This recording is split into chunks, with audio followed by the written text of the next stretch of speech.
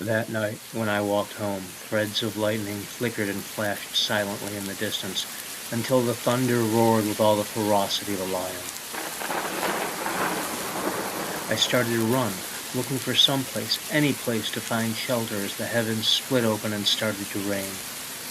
Finally, finding an all-night diner, I opened the door and escaped from the storm outside. Magda. This was the first time I saw her, and, sitting at the counter that night, I hid my face behind the menu. Slowly I lowered it each time she turned away, following her with my eyes as she moved back and forth, taking orders and clearing plates, only to raise the menu when she turned again. I was so preoccupied with her that when she stood before me and introduced herself, pad and pencil in hand, staring at me with eyes that were as dark and mysterious as the entrance to a cave, I had no idea what to order. Her smile was like my mother's and radiated lines of happiness from her eyes and the corners of her mouth. While my eyes moved back and forth between hers, occasionally sweeping over her hair, her ears, and her long neck, I realized that though she was still youthful looking, she was old enough to be my mother.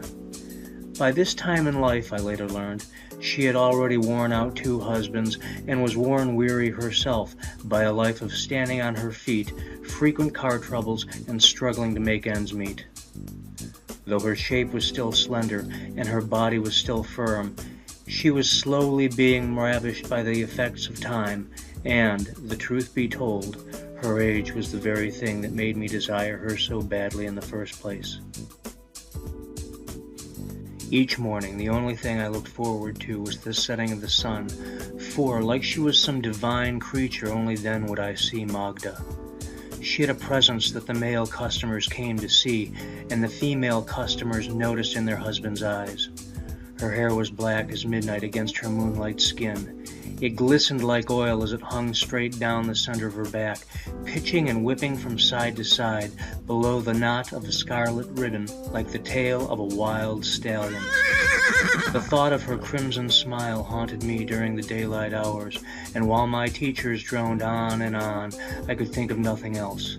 Magda. For her, no conventional name like Jill or Jane would do. She was unlike any girl or woman I ever met, and had an aura of smoldering sexuality about her, like the glowing coals of a fire just before they burst into flame.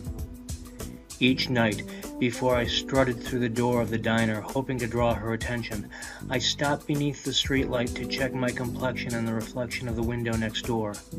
But each time she approached to take my order, all my bravado evaporated, and I was paralyzed with fear.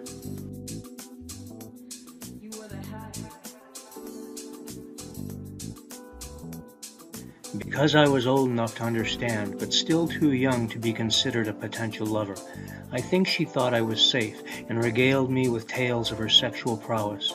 Her exploits, she said, were the stuff legends were made of.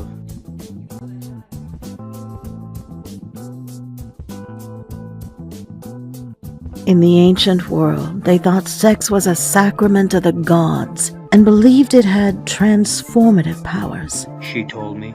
Only prostitutes who they considered holy could tame the wild beasts that exist in men.